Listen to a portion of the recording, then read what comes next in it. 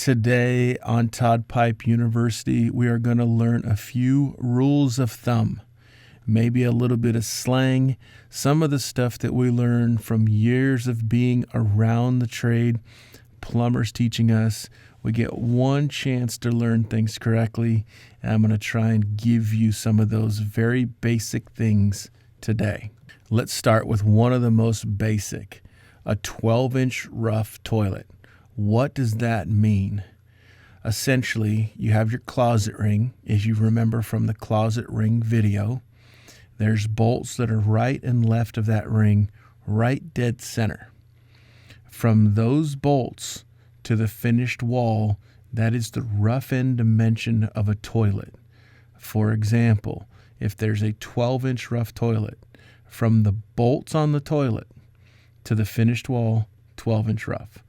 If it's 10 inches, that's a 10-inch rough. If it's 14, that's a 14-inch rough. There really is no other dimensions. So when they're asking for a 12-inch rough toilet, which is standard, that's what they're referring to. If somebody says, I don't know what it is, just tell them take a tape measure from the drywall right to those bolts and tell me what that measurement is. Now, while we're here talking about toilets, there is a universal left-hand flush, meaning if you're looking straight at that toilet, the trip lever, the flush handle, is on the left-hand side. If somebody specifies a right-hand flush or right-hand trip lever, most of the time that's for handicap compliance, meaning the toilet is too close to a partition wall and somebody that's maybe in a chair can't reach up and flush that lever. So, looking straight at a toilet as if you're standing up and you're going to make a 1 into the center of that thing. If the flush lever is on your right, it's right-handed. If it's on the left, it's left-handed. I'm seriously running out of bathrooms to photograph for you guys. We're going to have to put on an addition. Sticking with toilets real quick. Very remedial, but let's just say it. A 2-piece toilet is comprised of a tank and a bowl. There's 2 pieces. A 1-piece toilet is 1 piece, all one solid piece. 2-piece, 1 piece. Next, right hand and left hand tubs. I've always been told that if you're standing in the shower, looking at the shower head, which way do you step out? Do you step out to the right? That's a right-hand tub.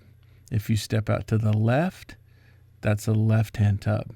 It's the easiest way to reference. Another way people reference, if you're looking into the tub, is the drain on your right? That's a right hand. Or is the drain on your left? That's a left hand. Whatever works for you, that's how you know a right-hand tub from a left-hand tub. Moving along, if somebody asks for a rough valve, a rough is a reference for what happens inside the wall, the floor, the ceiling. Again, the finish is what you see on the outside.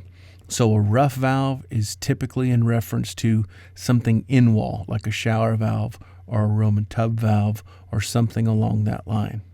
All right, I'm going to run through a few terminologies that are not a joke.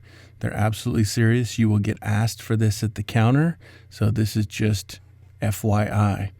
The first one, wall jacuzzi with chin rest. That's a urinal.